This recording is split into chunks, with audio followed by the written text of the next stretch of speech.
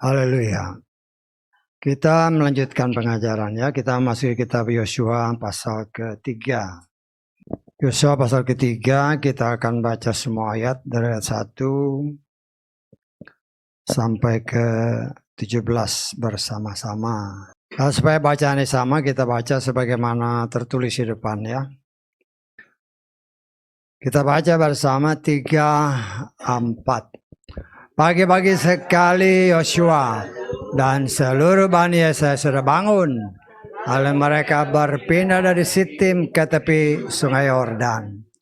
Mereka berkemah di sana sebelum menyeberang sungai Yordan. Kemudian sesudah 3 hari para perwira berkeliling menyusuri perkemahan mereka.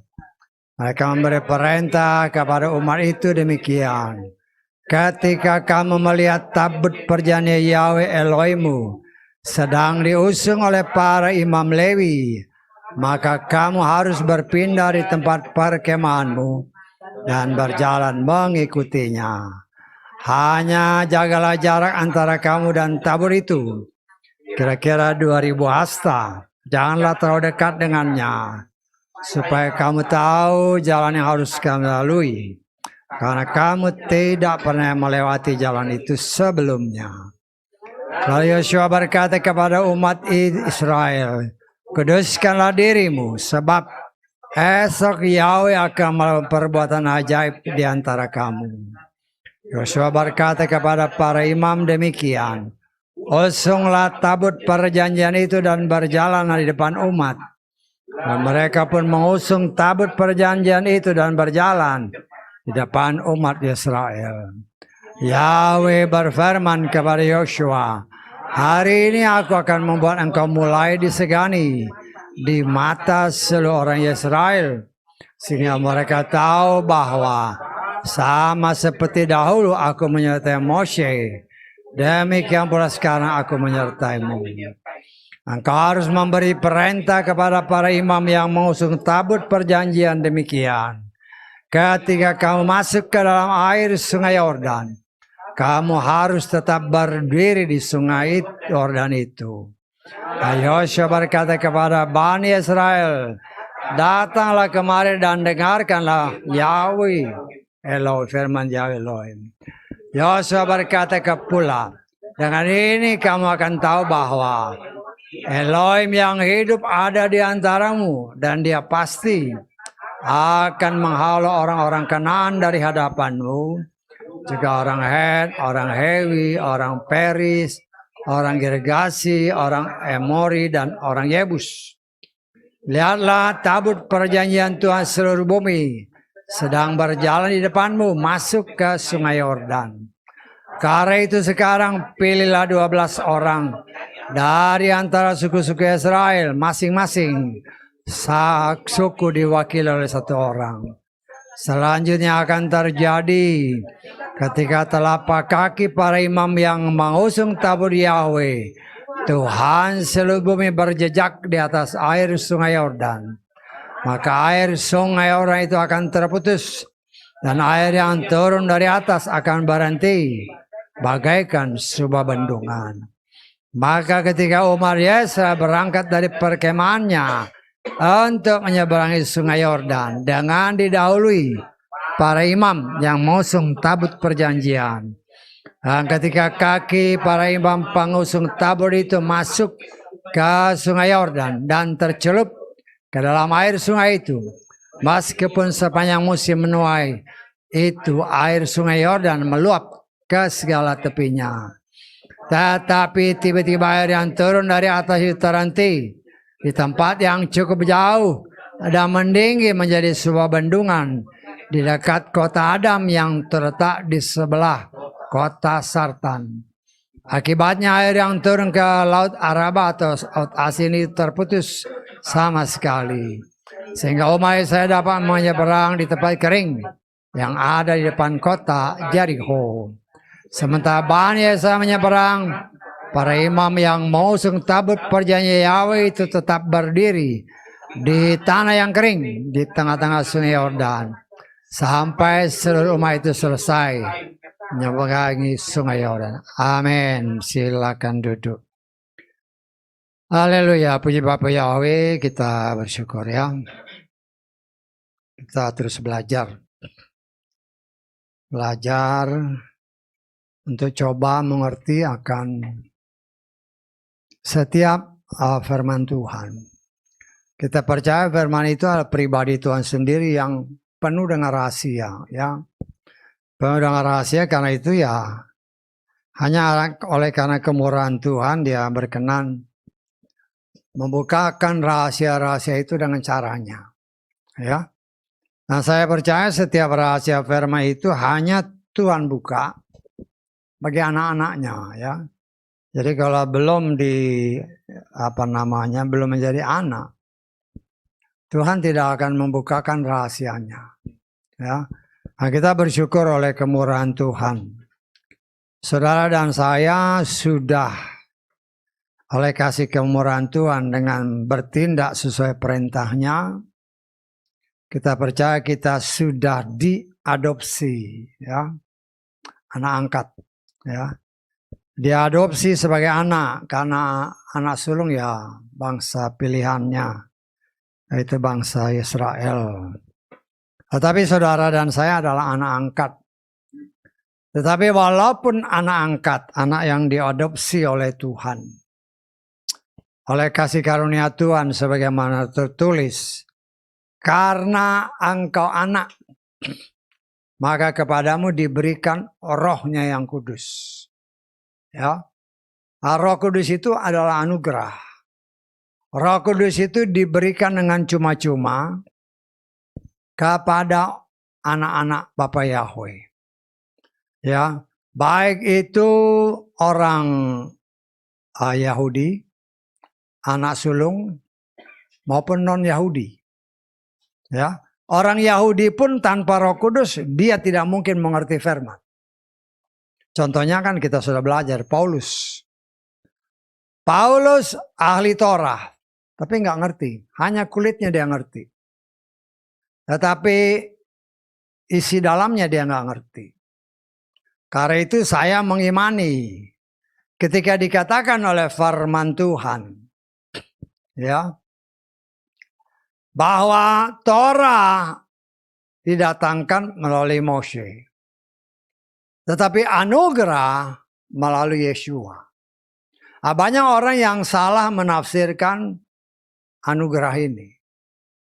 Sehingga banyak yang terjadi di tengah orang-orang yang menamakan diri orang percaya.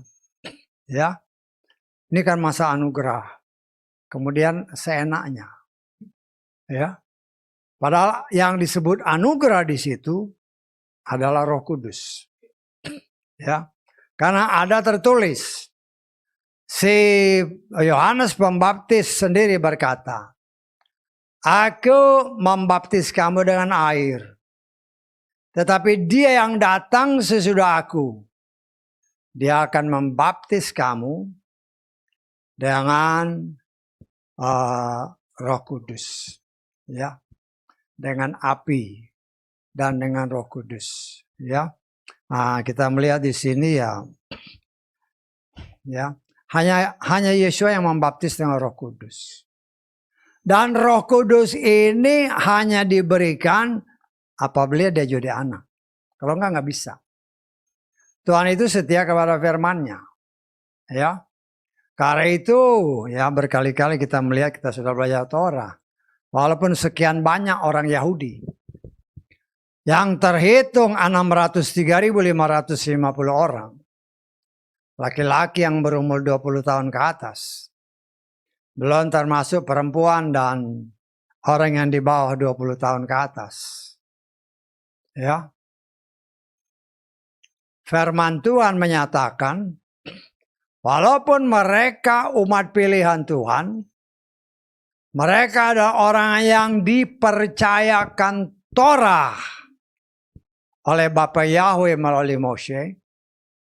Tetapi jelas firman Tuhan katakan dalam Ulangan 29. Tetapi mereka belum diberi hati untuk mengerti firman. Nah ini yang jadi patokan ya. Karena itu jangan heran apabila sebagian besar orang Israel, dia nggak ngerti firman. Sampai detik ini, sebagian besar. Hanya orang yang diberi anugerah, mereka bisa mengerti. Kita lihat lagi ya. Ulangan 29 ayat keberapa? Ayat keempat. Ini sebagai bekal buat kita, supaya kita mengerti bahwa yang dinamakan anugerah itu ya Roh Kudus. Untuk mengerti firman. Namun Yahweh belum memberikan kepadamu hati untuk memahami, mata untuk melihat, dan telinga untuk mendengar hingga hari ini. Jadi walaupun Torah yang tertulis itu mereka pegang, dalam hal ini para imam, ya sebagian besar nggak ngerti, termasuk imam besar ya. Kan yang menyalibkan Yesus itu kan imam-imam besar juga. Mereka nggak ngerti. Kenapa?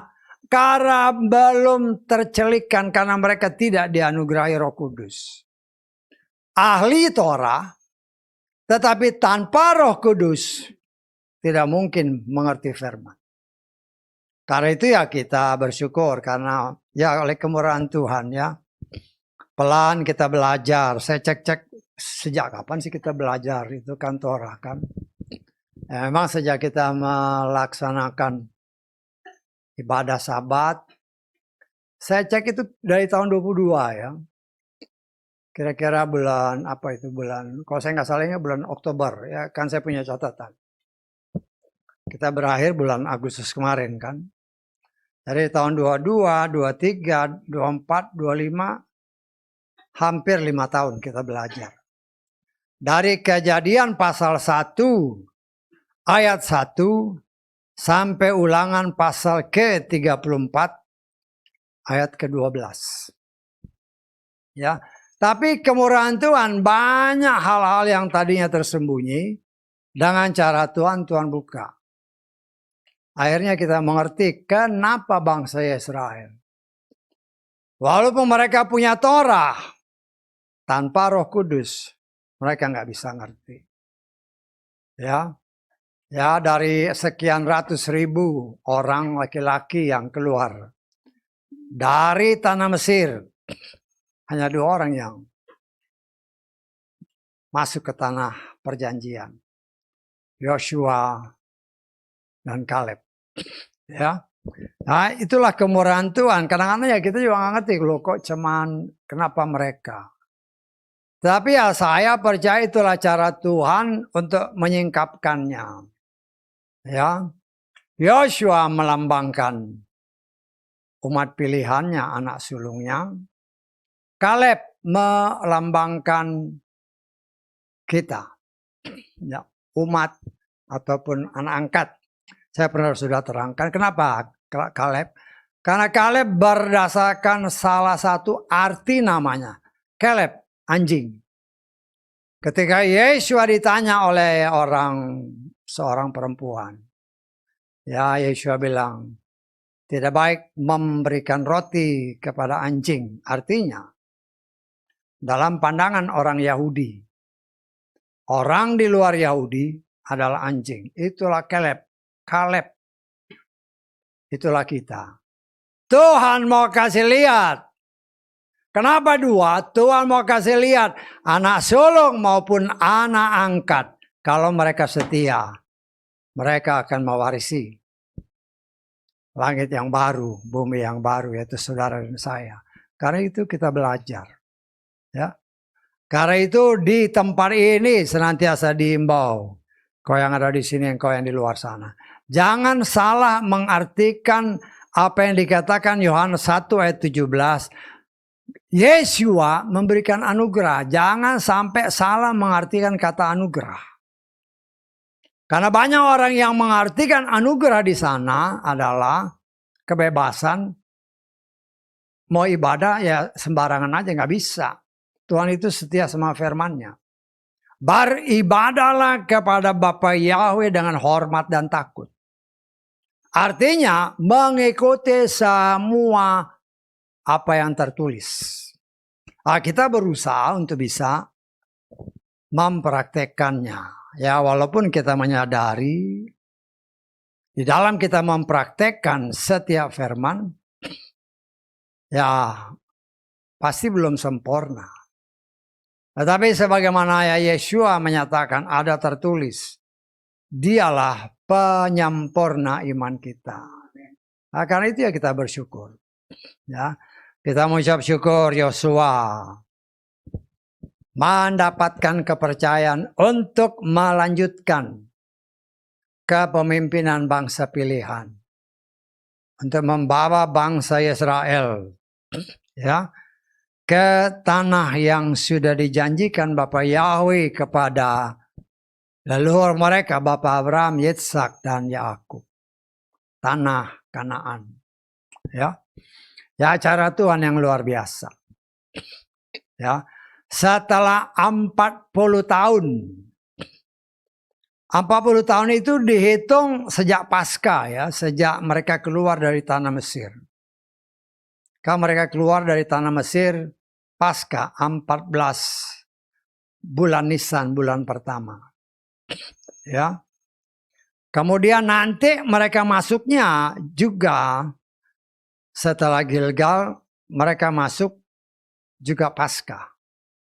Jadi persis 40 tahun. Kita lihat dulu ya. Kita lengkap dulu. Walaupun nanti kita akan pelajari ini.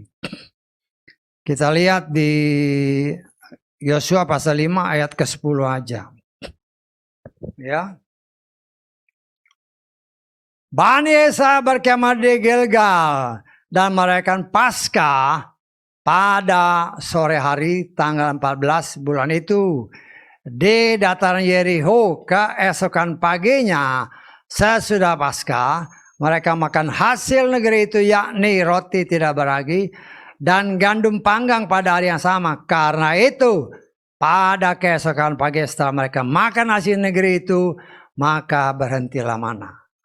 Jadi semua itu sesuai dengan apa yang Tuhan nyatakan kepada bangsa ini 40 tahun sebelumnya. Mereka keluar dari tanah Mesir Paskah 40 tahun. Mereka sebelum masuk ya setelah melewati Yeriko, Sungai Yordan, mereka di Gilgal disunat lagi merayakan Paskah 40 tahun, mana berhenti. Jadi semuanya itu klop gitu. Ya. Tidak seperti yang ada buku-buku yang satu dengan lainnya bertentangan. Nah, kita melihat, kita belajar dari sini. Yosua ya 40 tahun. 40 kita sudah belajar dari gematria alfabet bahasa Ibrani. Ya. 40 melambangkan air dan juga melambangkan chaos. Melambangkan firman dan juga melambangkan kekacauan. Ya. Kita tahu selama 40 tahun mereka menjalani kehidupan sejak keluar dari tanah perbudakan. Tuhan menyertai mereka, mereka melihat mujizat Tuhan setiap hari. Baik tiang awan maupun tiang api. Setiap hari mereka melihat kehadiran Tuhan. Setiap hari mereka makan mana. Tetapi ya setiap hari juga bikin dosa. Berontak terus. Selama 40 tahun mereka berontak.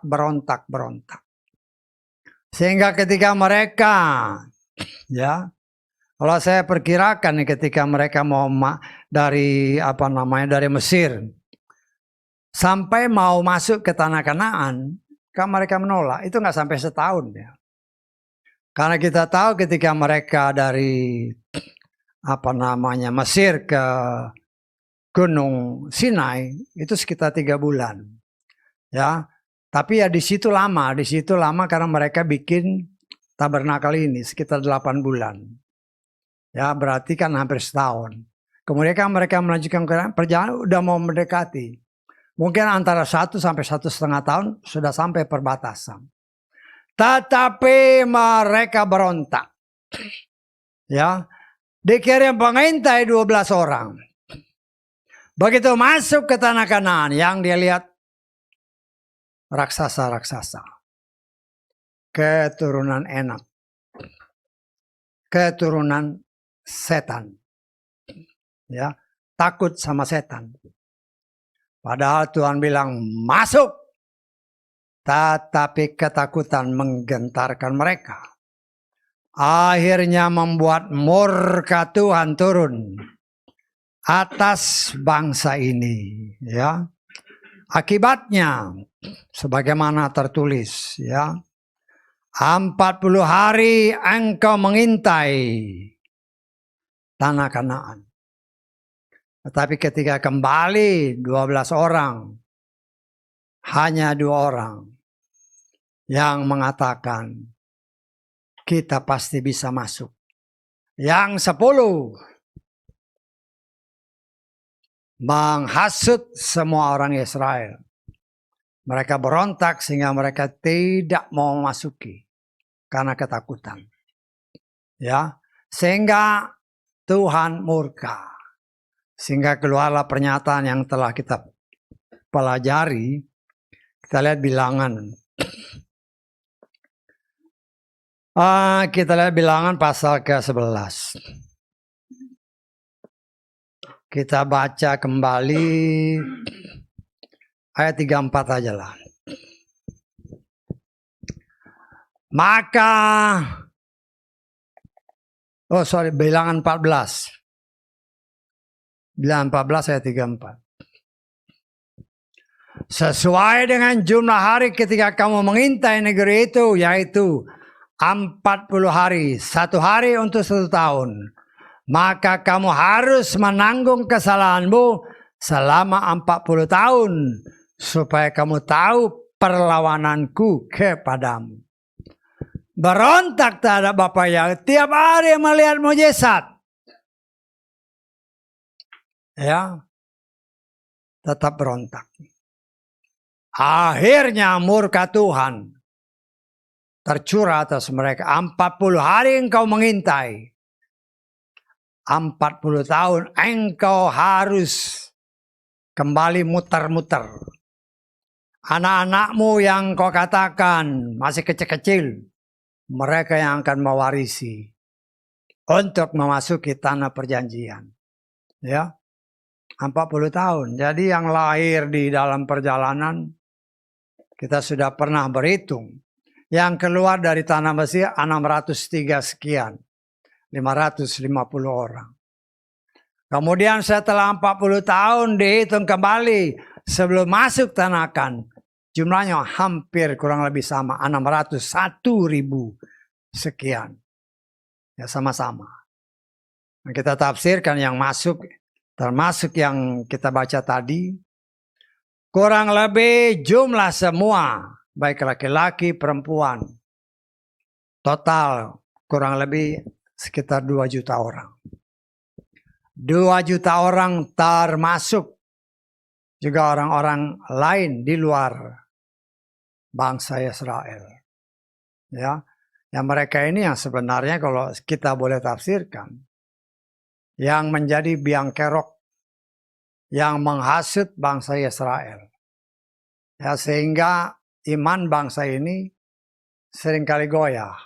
Kan ketika mereka keluar dari Mesir, juga ada orang-orang dari suku yang lain.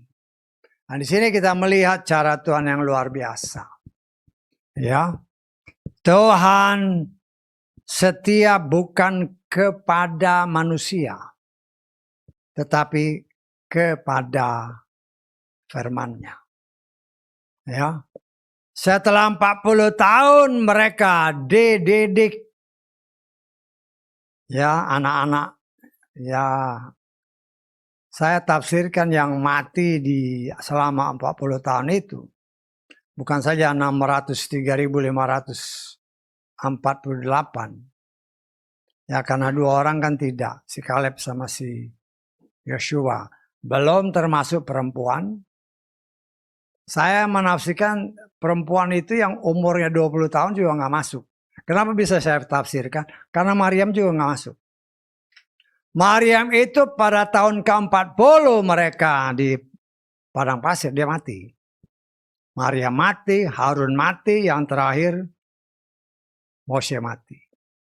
Jadi saya tafsirkan perempuan yang memang yang dihitung cuma laki-laki 603.000 sekian. Tetapi saya percaya termasuk perempuan yang umur 20 tahun ke atas juga dibinasakan oleh Tuhan.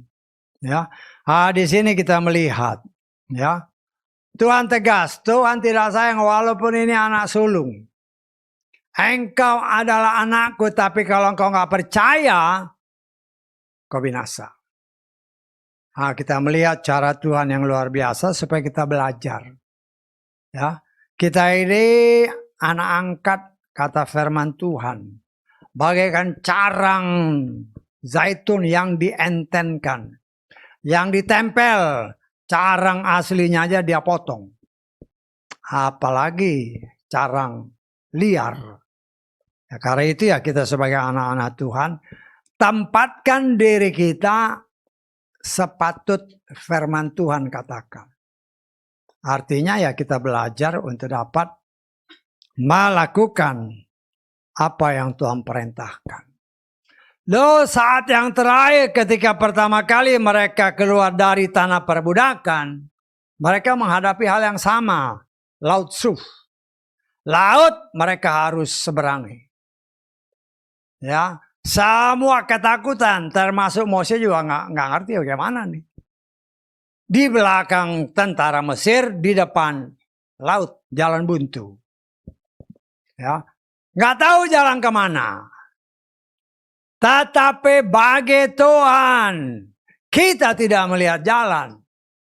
Tetapi ketika kita berseru kepada Dia, Dia akan celikan mata, Dia sanggup membuka jalan.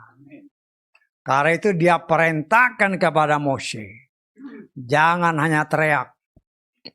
Angkat tanganmu, belah laut itu. Ya, bukan Tuhan tidak sanggup. Tetapi sebagaimana ayat-ayat yang tadi dikatakan kepada Yosua. Bapa Yahweh berkata, hari ini aku akan mengangkat namamu. Di tengah bangsa Israel, Tuhan juga ya mengangkat Mose. Karena ketika dia mengangkat dan membelah laut, otomatis seluruh rakyat bangga, kagum, dan menaruh hormat yang luar biasa kepada Mose. Cara Tuhan untuk membuat bangsa ini mengakui Mose dia adalah pemimpin mereka. Kenapa? Selama 10 tantangan atau pencobaan yang diberikan Tuhan kepada bangsa Mesir. Yang melihat mujizat itu kan cuma 2 orang dari bangsa Israel. Hanya Mose sama Harun. Karena mereka yang menghadap si Firaun kan. Yang bangsa Israel kan nggak lihat. Karena itu ketika dia belah, Tuhan mau kasih lihat, ini pemimpinmu yang telah ditunjuk oleh Tuhan. Nah sejak itu kan Mose ya diakui oleh bangsa Israel sebagai pemimpin mereka. Dan hal yang sama terjadi dari ayat-ayat yang kita baca tadi.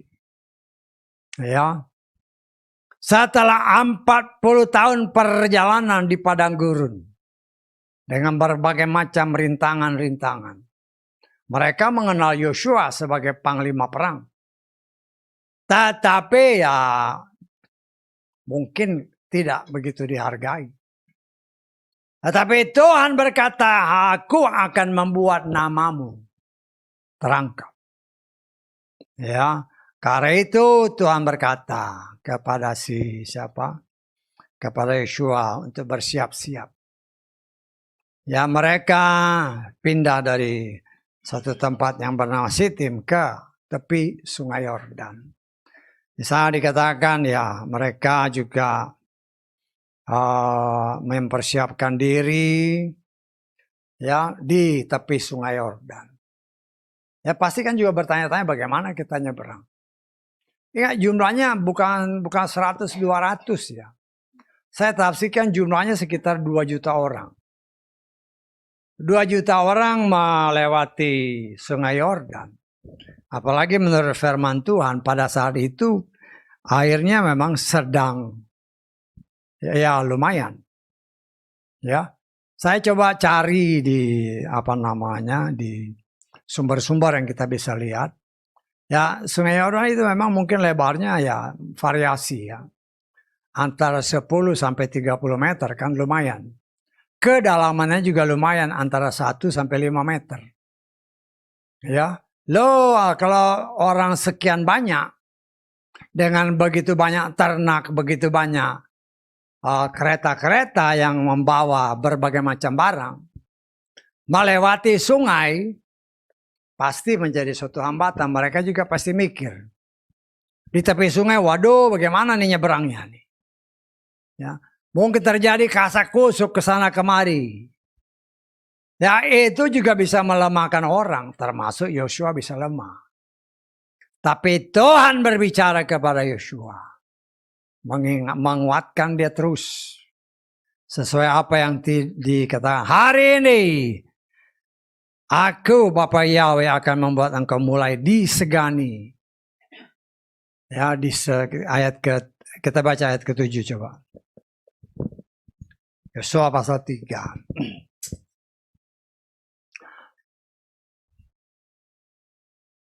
Yahweh berfirman kepada Yosua, hari ini aku akan membuat engkau mulai disegani di mata seluruh orang Israel. Dengan arti kata, sebelumnya nggak semua orang segan sama dia. Bisa tahu nggak maksud saya?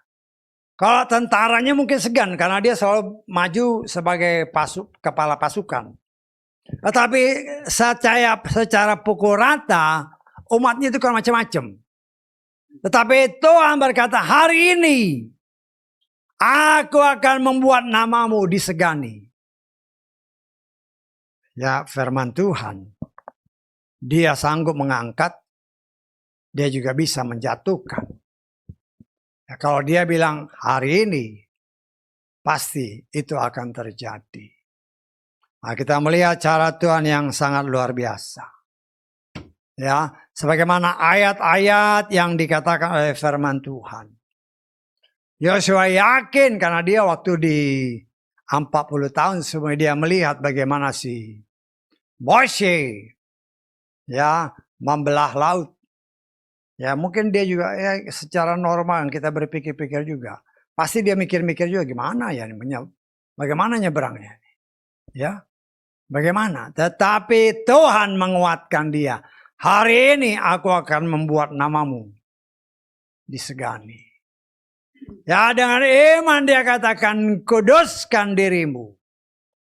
Ya dari ayat-ayat sebelumnya kan tadi ayat ke-7 Tuhan akan membuat namanya disegani. Tapi ayat sebelumnya dia bertindak kuduskan dirimu. Karena Tuhan akan melakukan mujizat. Dia percaya kalau dahulu 40 tahun yang lalu Tuhan membelah laut dengan perantaran Moshe. Maka pada hari yang Tuhan tetapkan untuk menyeberangi sungai Yordan, dia pun sanggup melakukan hal yang sama. Nah, itulah yang terjadi ya. Firman Tuhan katakan ya. Dia bertindak, Yosua sendiri berkata, kuduskan dirimu. Artinya siapkan diri. Karena Tuhan mau melakukan mujizat. Ya, walaupun setiap saat kan mereka melihat mujizat. Karena sampai saat itu kan mereka masih makan mana. Mereka tidak pernah kelaparan, mereka tidak pernah kehausan. Tetapi Tuhan menyiapkan segala sesuatu untuk mereka. Tetapi bangsa ini adalah bangsa yang tegar tengkuk. Percaya kalau melihat mujizat, percaya. Habis itu ya hilang lagi. Tapi itulah cara Tuhan yang luar biasa. Ya. Dan Yosua sendiri ya dengan hikmat yang diberikan oleh Tuhan. Mengatakan kepada para imam, engkau harus ya mengusung tabut. Ya. Dan antara dikatakan oleh firman tadi, antara tabut yang diusung dengan bangsa Israel harus ada jarak dikatakan berapa? 2000 hasta. Satu hasta itu sekitar, ya kasarnya sekitar 50 cm. Kalau 2000 hasta ya berarti ya lumayan jauh, sekitar 1 kilo ya. Bukan 1 kilo, 1000 berarti satu hasta itu 50 cm. Jadi kalau berapa hasta katanya sini? 2000 hasta, 2000 dikali setengah meter. Ya. Berarti sekitar berapa itu? 1000 meter.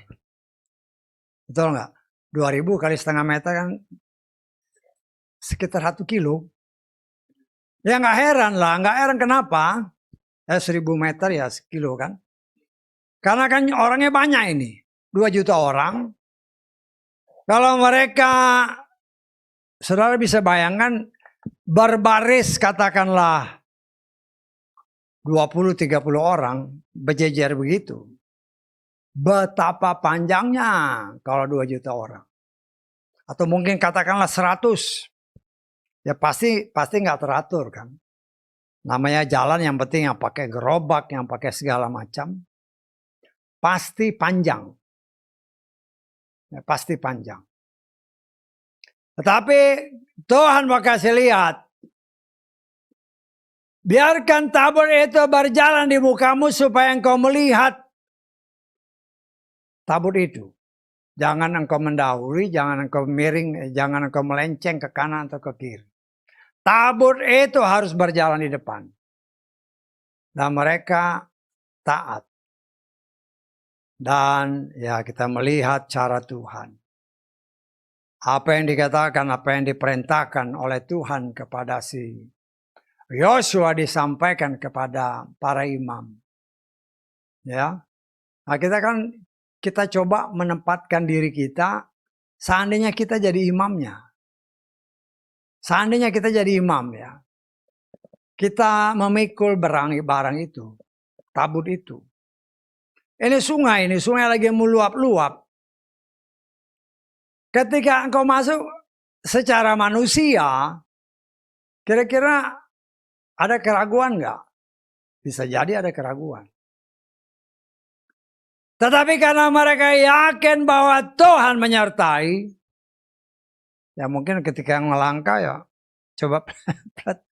Tetapi ketika melangkah, mujizat langsung terjadi. Air berhenti. Tuhan tidak akan pernah mempermalukan anaknya yang sedang menjalankan perintahnya. Dia sanggup melakukan apapun. Firman Tuhan katakan. Untuk kebaikan orang yang mengasihi dia. Ya. Tuhan turut bekerja dalam segala sesuatu untuk kebaikan orang-orang yang mengasihi dia. Kata apa? Firman Tuhan tertulis dalam, kita lihat Roma 8 ayat ke 28.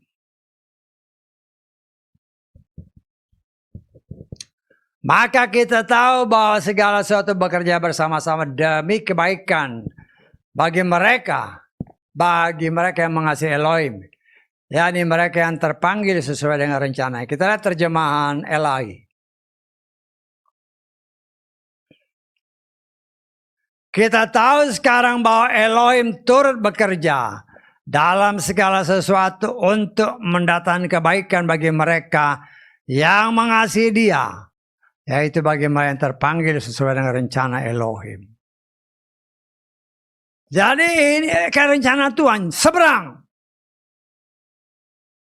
Dengan iman para imam kelihatan walaupun air bergelombang. Dengan iman dia melangkah, begitu dia melangkah. Terjadi mujizat. Artinya kita melihat. Ya. Tuhan mau kita percaya dan bertindak. Mujizat terjadi. Bisa nggak? Banyak orang kan maunya mujizat dulu baru nanti percaya. Nggak bisa. Mujizat terjadi ketika kita percaya dan kita praktekkan. Nah, saudaraku yang dikasih oleh Bapa Yahweh, firman Tuhan ya mengingatkan. Ketika bangsa ini melihat ya tabut perjanjian sudah diusung memasuki Sungai Yordan dan sungai terhenti. Terhentinya agak jauh ya. Kan dikatakan di sana ada kota, ya artinya jauh di atas. Kenapa begitu? Loh, ini orang kan jutaan. Sekali masuk ke sana bukan satu-satu. Sekali masuk bisa mungkin satu deret itu bisa 100-200. Kalau 100-200 berderet begini berapa meter? Jadi diputusnya oleh Tuhan jauh di atas. Dikatakan oleh firman Tuhan seperti bendungan. Air itu tidak mengalir. Ya. Cara Tuhan supaya anak sulungnya percaya kalau Tuhan menyertai dia. Ya, kita melihat ya sebagai cara Tuhan yang luar biasa. Ketika bangsa ini menyeberang, maka tabut tetap ada di tengah-tengah sungai. Selama tabut itu ada di sungai, ya di tengah-tengah sungai yang sudah kering, maka air itu tidak akan mengalir. Tetapi nanti setelah semuanya nyeberang, begitu mereka mengangkat kaki dari sungai, air kembali mengalir. Nah, saudaraku yang dikasih oleh Bapa Yahweh, kita melihat itu terjadi ribuan tahun yang lalu. Ya, antara ya kalau kita ambil dari Yeshua, antara Yeshua sampai ke ke Daud itu sekitar 1000 tahun. Ya, dari Daud ke Yeshua itu 1000 tahun. Ya, dari Daud ke Abraham 1000 tahun. Saya tanggap. Jadi ini kita mulai Abraham lah. Abraham ke Daud 1000 tahun. Daud ke Yeshua 1000 tahun. Abraham ke Moshe itu 500 tahun. Kurang lebih. Ya, kurang lebih. Kenapa bilang kurang lebih? Karena di Abraham ini kemudian nanti perbudakan segala macam. Saya tanggap. Jadi dia kurang lebih pada zaman Moshe itu 500 tahun. Ya kurang lebih lah 550 tahun zamannya si Yosua. Jadi antara Yosua sampai ke Yeshua kurang lebih ya antara kurang lebih berapa 500-600 tahun atau 700. Ya karena dari Abraham sampai si Moshe kan 500 tahun. Ya kira-kira ya dari Moshe sampai ke Daud 500 tahun. Dari Daud sampai Yeshua 1000 tahun. Jadi antara Yeshua sampai ke Moshe kurang lebih 1500 tahun. Ya kurang lebih zaman Yosua ya kira-kira segitu juga. Sampai ke kita tambah 2000 tahun. 3500 tahun yang lalu. Terus apa artinya bagi kita? Kita ini belajar iman kita. Sebagaimana tertulis, keselamatan datang dari bangsa Yahudi. Kita harus terus-menerus diingatkan. Bukan bangsa Yahudi yang menyelamatkan kita. Nah ini yang harus ditekankan ya. Karena banyak orang mau ke Yahudi-Yahudian. Hal ini yang harus hati-hati. Bukan orang Yahudi yang menyelamatkan kita. Tetapi Tuhan yang orang Yahudi itu yang menyelamatkan kita apabila kita percaya dan melakukan apa yang Dia perintahkan. Firman Tuhan menyatakan kepada saudara dan saya. Sebagaimana tertulis, kita baca lagi 1 Yohanes 1 ayat ke berapa itu? Ayat ke-17. Supaya ngerti ya, supaya kita diingatkan terus karena keselamatan ini dari bangsa ini. Sebab Torah telah diberikan melalui Mose. Torah itu aturan, perintah, dan ketetapan Tuhan. Ya, aturan, perintah, ketetapan Tuhan yang ada di sorga, kata Ibrani 8, Ibrani 9, Ibrani 10. Diberikan kepada manusia supaya manusia mengikuti apa yang Tuhan berikan. Apa yang berlaku di sorga itu dipraktekkan di bumi oleh manusia. Karena itu di Torah ini diberikan kepada manusia. Karena manusia sejak disuntik oleh si setan berantakan hidupnya. Hanya kebinasaan. Karena itu hidup yang berantakan tanpa aturan. Tuhan berikan Torah melalui Mose supaya hidup manusia kembali dipulihkan sebagaimana kehendak Tuhan. Karena itu diberikan Torah. Torah ini aturan, perintah, ketetapan yang ada di sorga harus kita mengerti dengan baik dan melakukan. Torah ini berdasarkan kitab Galatia diberikan kepada saudara dan saya. Kita lihat dulu ya. Kita udah belajar nih. Kan diulang-ulang cuman kadang lupa kan. Galatia pasal ketiga. Kita baca ayat 23 mulai. Sebelum datangnya iman. Ya, perhatikan baik-baik ya. Sebelum datangnya iman. Artinya iman ini berbicara sebuah pribadi. Bisa ditangkap? Nah, kita lihat dulu. Kita dijaga dan terkurung di bawah Torah. Kita dijaga oleh aturan, perintah, ketetapan yang dari sorga diberikan Tuhan kepada bangsa Israel melalui Mose. Saya tanggap ya. Sampai datangnya iman. Artinya iman ini pribadi. Karena itu dalam kitab Tesalonika, 2 Tesalonika pasal ketiga, kita lengkap dulu. Ayat kedua. 2 Tesalonika 3 ayat 2. Juga agar kami terlepas dari para pengacau dan orang-orang jahat. Sebab tidak semua orang memiliki iman.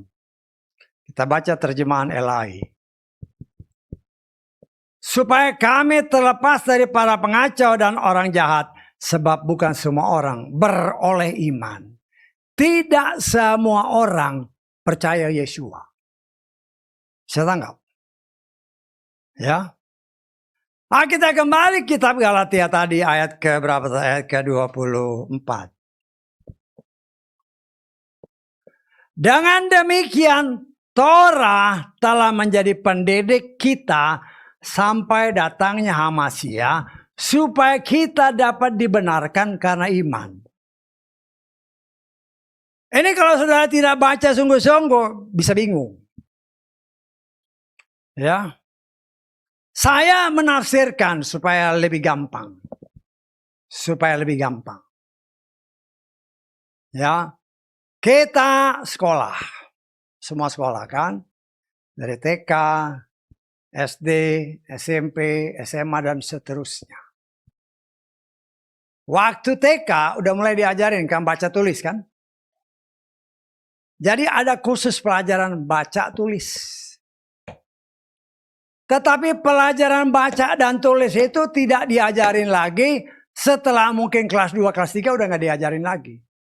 Tetapi baca tulis itu bagian daripada pengetahuan yang harus dimiliki orang yang sekolah. Karena kalau dia nggak bisa baca tulis, nggak mungkin dia bisa terus naik. Lah itulah yang saya coba menafsirkan. Kenapa Torah itu penting? Torah itu adalah alat baca kita supaya kita mengerti firman Tuhan dengan benar. Apa itu? Ada tertulis pada mulanya ada firman. Firman itu bersama Elohim dan firman itu sendiri Elohim. Dan firman itu telah menjadi manusia yaitu pribadi Yeshua. Dan untuk kita bisa mengerti Yeshua, kita harus pinter baca tulis firman. Harus mengerti baca tulis firman. Karena itu dalam kitab Efesus pasal keempat ayat ke-13. Kita lihat. Efesus 4 ayat 13. Supaya kita semua tiba pada kesatuan iman dan pengenalan penuh akan Putra Elohim, sehingga menjadi manusia sempurna. Tanpa kita bisa baca tulis, tanpa kita bisa mengerti firman, kita nggak mungkin memiliki pengetahuan yang penuh tentang firman, tentang pribadi Yeshua. Nggak mungkin kita jadi manusia sempurna. Karena itu saat ini saudara dan saya sedang dididik. Ya, karena banyak orang yang Torah tidak berlaku. Torah itu aturan, perintah, dan ketetapan yang ada di sorga, kata Ibrani 8, Ibrani 9, dan Ibrani 10. Itu harus diberikan kepada manusia, agar manusia dibantu kembali, karena setelah manusia jatuh dalam dosa, jiwanya sudah jiwa setan. Karena itu Tuhan harus rubah jiwa setan ini, hanya dengan menyuntikkan firman. Karena Hawa kita sudah belajar. Ketika dia percaya apa yang dikatakan setan, dia jatuh dalam dosa. Karena itu ada tertulis, Tuhan berfirman. Apabila kita percaya firman itu, kita selamat. Untuk membalikkan apa yang telah dilakukan setan terhadap manusia yang diciptakan serupa dan segambar dengan Bapa Yahweh. Nah, karena itu kita belajar. Ya. Apa yang dikatakan ada dari ayat yang kita baca. Hidup kita tidak jauh berbeda dari orang-orang Israel yang telah keluar dari perbudakan dosa. Hidup kita juga masih terus-menerus penuh dengan pemberontakan, sadar ataupun tidak sadar. Dengan pikiran, dengan perasaan, dengan tutur kata, dengan tingkah laku perbuatan.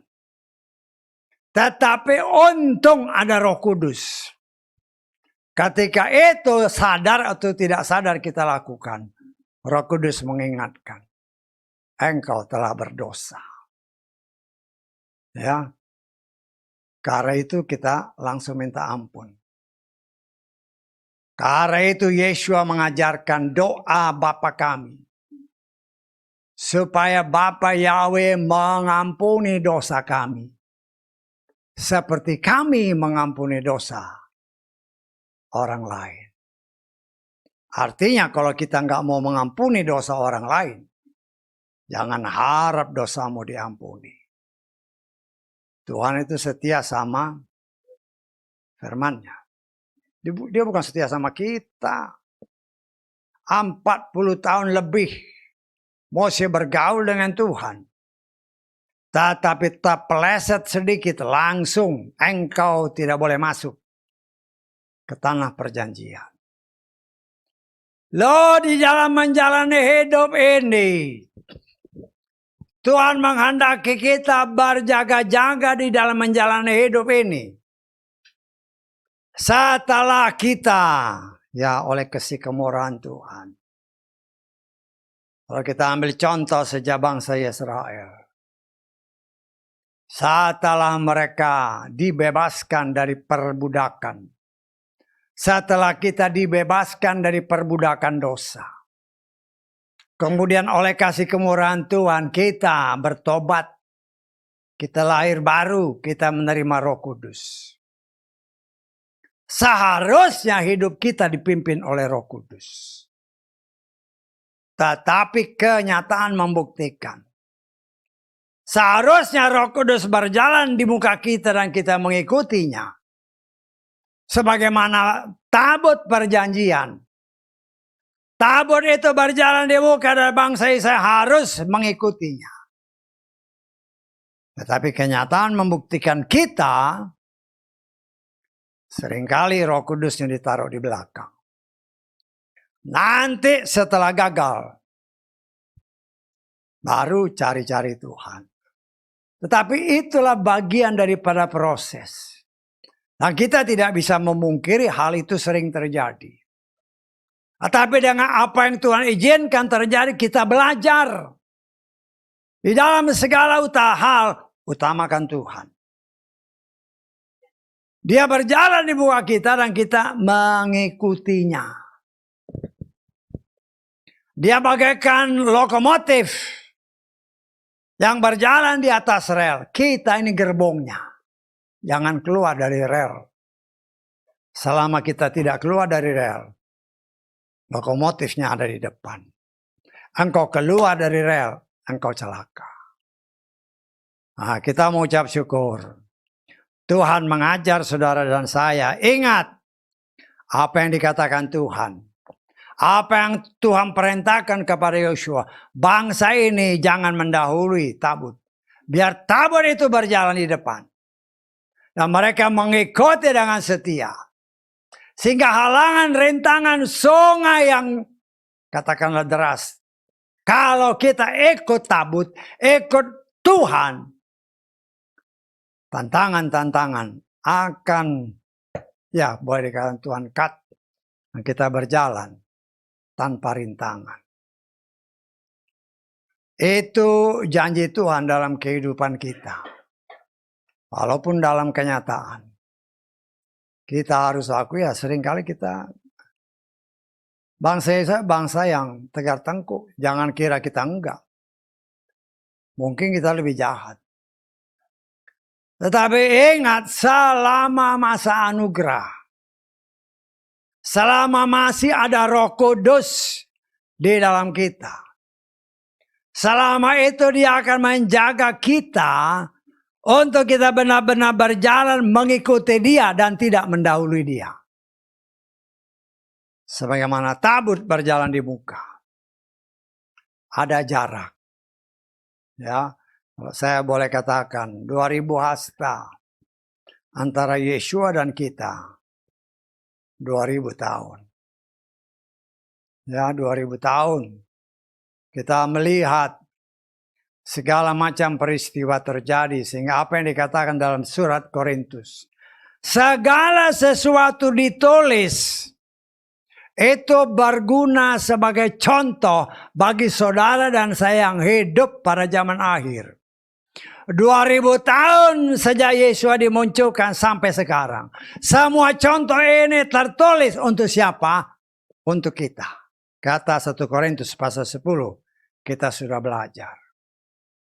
Begitu banyak contoh.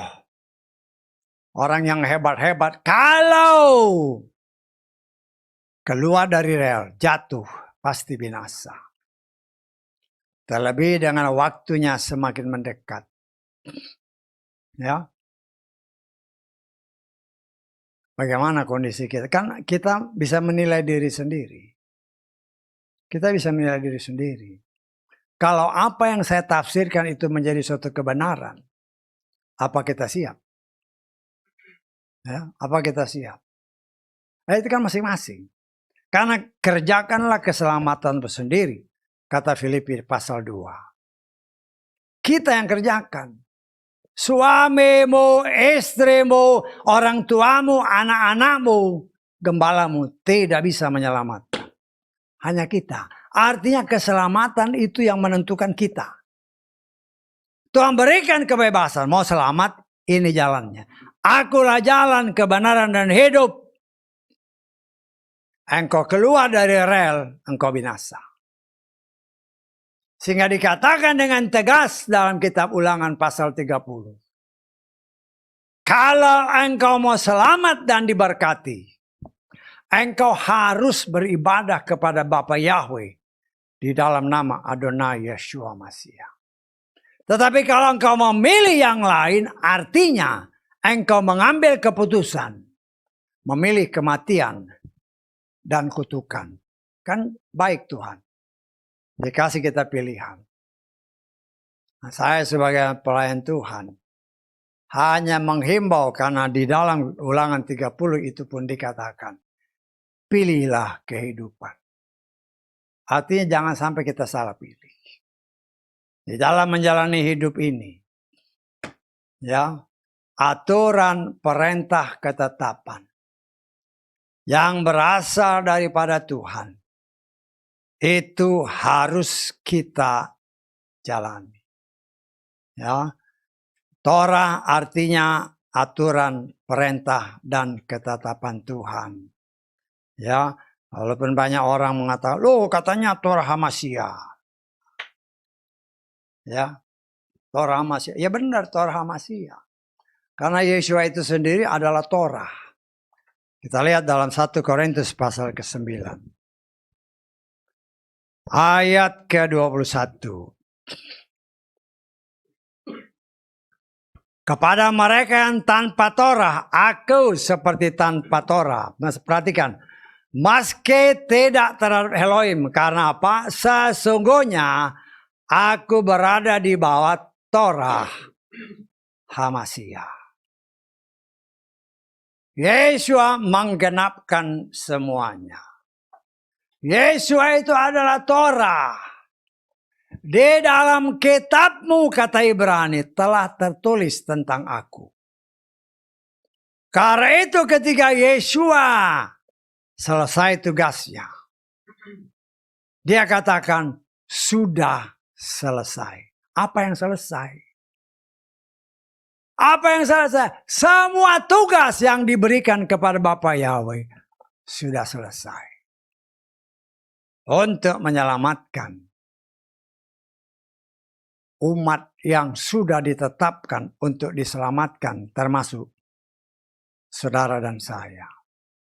Tinggal kita terus-menerus harus melatih diri. Ya, kita pintar baca tulis. Tetapi apakah kita mengerti apa yang kita baca dan apa yang tertulis? Itulah Torah. Ya, jadi supaya gampangnya lah. Pelajaran baca tulis itu kan nggak diajarin di kelas 6, kelas SMP, SMA kan nggak diajarin lagi. Tetapi baca tulis itu adalah landasan kita untuk bisa meraih pengetahuan sampai selesai. Sampai mungkin perguruan yang paling tinggi. Tanpa baca tulis nggak bisa. Itulah Torah. Itulah aturan, perintah, ketetapan Tuhan yang harus kita mengerti menjadi dasar kita. Menjalani hidup ini tanpa Torah tidak bisa. Kan dalam Galatia tadi, Torah itu pendidik. Torah itu dasar kita. Tanpa Torah nggak bisa. Kalau orang dunia menyatakan Torah nggak berlaku, kok begitu gampangnya?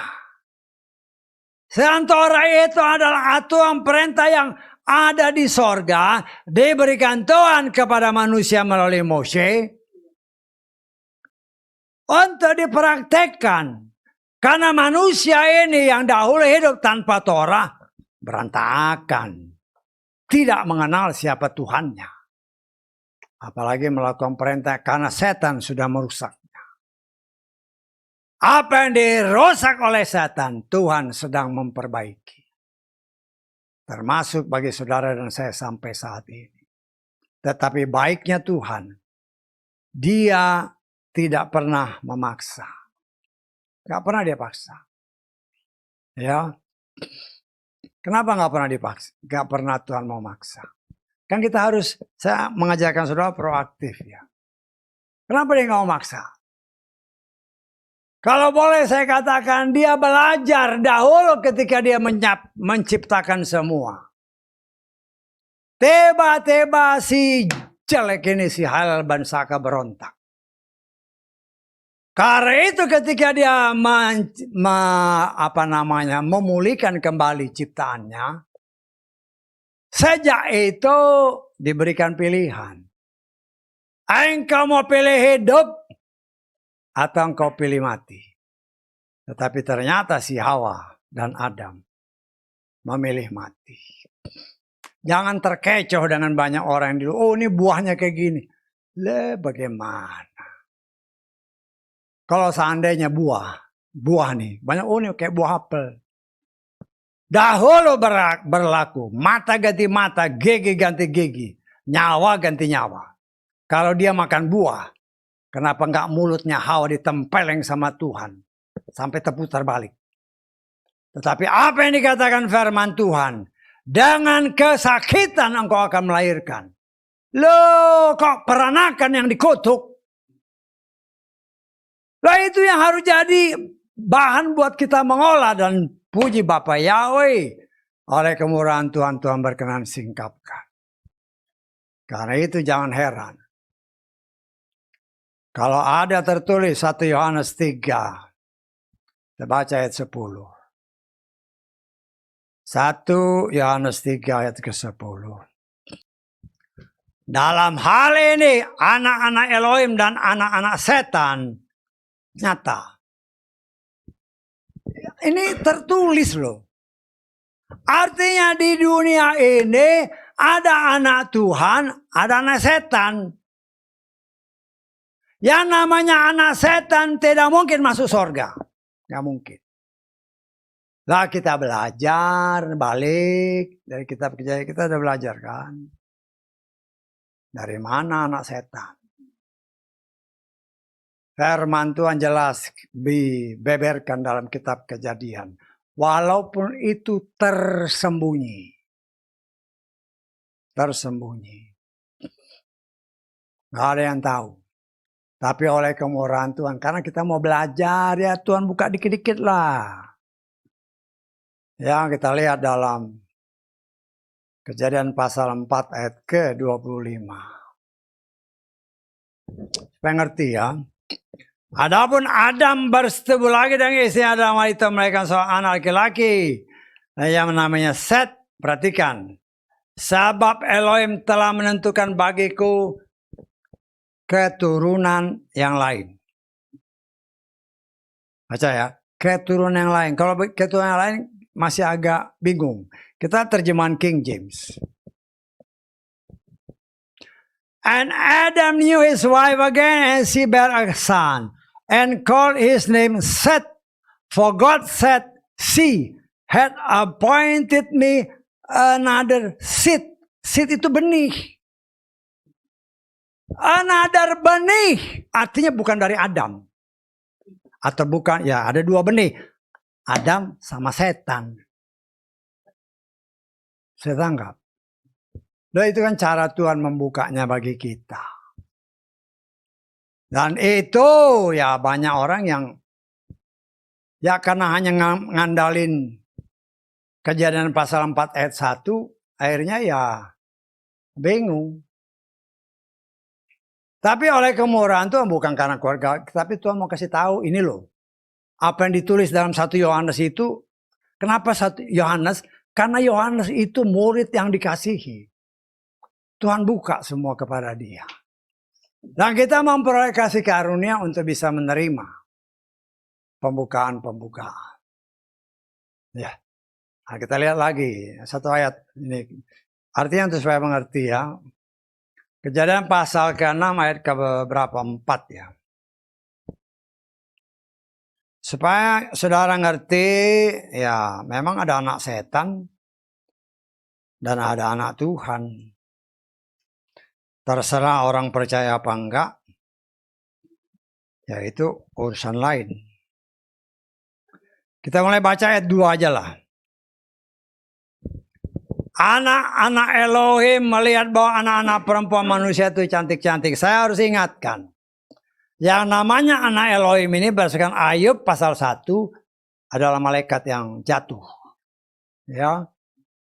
Mengambil istri bagi mereka dari semua anak perempuan manusia yang telah mereka pilih. Kita lengkap ayat keempat. Pada hari-hari itu dan sesudahnya, di bumi ini ada para raksasa, yaitu orang perkasa yang ada sejak lama.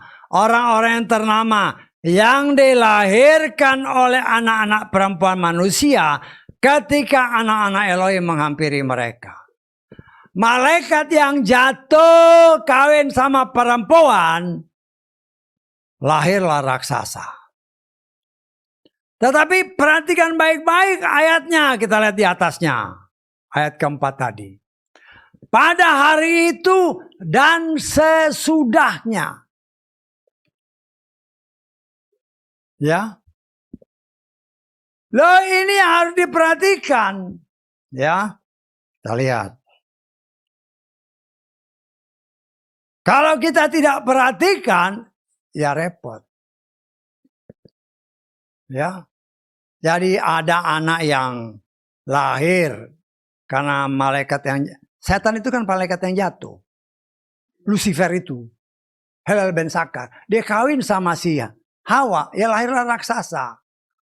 Karena sebelumnya sudah ada raksasa. Dari mana? Ya itulah anaknya si Kain. Lord, sejak disontek sama si setan, manusia berubah. Karena itu Tuhan harus berikan Torahnya untuk memulihkan kembali umat pilihannya. Termasuk saudara dan saya. Dan saat ini kita sedang dibentuk. Kita sedang menjalani sebagaimana firman Tuhan yang kita baca tadi. Untuk memasuki tanah perjanjian. Tuhan berfirman, ikuti tabut, jangan mendahului tabut. Ikuti kemana langkah kaki Tuhan. Karena itu Yesua berkata, ikutlah aku. Saya tangkap. Loh, kata-kata itu kan simple. Ikutlah artinya kita jalan di belakang dia di depan. Sehingga kemanapun dia pergi ya kita ikuti. Kalau dia ada jalan di depan, setan lari. Setan lari. Dan kalau dalam kehidupan kita mengalami banyak problema. Kenapa? Karena yang kau lihat itu setan, bukan lihat Tuhan. Loh, saya ngomong sih apa adanya. Ya, kalau ada ketakutan, berarti yang kau lihat itu setan. Lo terus terang di tempat ini kan. Kadang-kadang ada suara-suara yang mau coba-coba ganggu. Tuh ada ini. Ini Roma Bapak Yahweh. Setan tidak boleh ada di sini. Oh, kita harus tegas. Gak bisa. Gak bisa begitu. Jangan beri kesempatan kepada setan. Kata Efesus 4 ayat 27. Kalau kita takut, kita gemetar, ya udah kebablasan. Karena itu saudaraku, ya, ketika kita mengutamakan Tuhan, ketika kita mau dia mengikuti dia, maka hidup saudara dan saya pasti, ya, penuh dengan sukacita, penuh dengan damai sejahtera. Dan apabila yang kita hadapi sebaliknya, koreksi diri. Koreksi diri kita masing-masing. Aku kok begini ya, sedih, takut, segala macam. Banyak kan ada orang yang seperti itu. Ngakunya anak Tuhan. Tapi aku diikutin terus, kayaknya aku rasa diikutin setan. Loh, hati-hati. Loh, itu kan terjadi. Bahkan di sini sering kali ada orang yang datang begitu. Aku kayaknya diikutin. Loh, berarti jangan-jangan engkau gak lahir baru. Kan kadang-kadang seperti itu. Bahkan saya dengar, bahkan saya pernah tanya sama orang ini karena ngomong kayak gitu. Udah dibaptis belum? Udah tuh. Dah. Ya pertanyaan ngebaptisnya benar apa enggak? Bukan mau sok-sokan, tapi saya sebagai pelayan Tuhan harus nanya. Tapi udah bener kok, ya sudah. Ya nggak usah jangan didorong terus. Kita cuma tanya aja, baptisnya udah benar belum? Engkau tidak dibaptis dengan benar, tidak dibaptis dengan cara yang benar, nama yang benar, orang yang benar dan dibenarkan. Kau tidak akan terima Roh Kudus. Kalau nggak ada Roh Kudus, ya udah. Ketakutan terus. Kan pernah ada orang seperti itu. Di sini pernah ada. Waduh, aku kayak di rumahku kayaknya ketakutan terus. Ya, udahlah. Ya, kalau orang itu dengar sekarang ya bagus. Biar koreksi diri. Bertobat dengan sungguh-sungguh. Jangan bertobat dengan pura-pura ya. Saya sebagai pelayan Tuhan, saya nggak bisa sih kayak mau lembek-lembek ngomong apa adanya. Saya tanya orang itu, udah dibaptis? Udah Pak, udah gini. Udah bener belum? Oh, kayaknya udah bener, ya sudah. Jangan dipaksa. Tetapi kenyataan hidupnya membuktikan, lo kok masih diikutin. Ada rumahku, udah didatain orang, usir setan, masih takut. Hati-hati. Karena itu saudaraku yang dikasih Bapak Yahweh. Kita sebagai anak-anak Tuhan. Utamakan Tuhan dalam hidup kita. Harus kita akui. Di dalam hidup kita ini, sebagaimana yang sudah kita pelajari. Masih ada benih setan sedikit demi sedikit. Tetapi cara Tuhan, dia bakar habis. Semuanya dibakar habis. Namanya dibakar. Kadang-kadang sakit. Tetapi ketika kita rasakan itu, berseru Tuhan, tolong aku. Aku percaya waktumu sudah amat sangat dekat. Aku mau selamat Tuhan. Saya nggak tahu, saya sering berdoa begitu loh. Saudara, saya nggak tahu. Karena saya pernah menafsirkan dan saya menafsirkan seperti itu. Kalau engkau tidak, ya kita ngomong sama Tuhan kan. Tuhan, aku mau diangkat. Aku mau diangkat. Karena itu tolong berikanku kemampuan untuk tetap hidup dan berjalan dalam firman. Sampai selesai. Setialah sampai akhir. Ketika kita sampai sudah menyeberangi Sungai Yordan. Kita melihat, ya mungkin kita melihat hidup kita. Luar biasa Tuhanku. Menyertai aku dan membuatku layak untuk menyeberangi menuju kehidupan yang Tuhan janjikan. Karena itu maju, jangan mundur. Tetap berseru, berharap, percaya kepada Dia. Haleluya. Amin.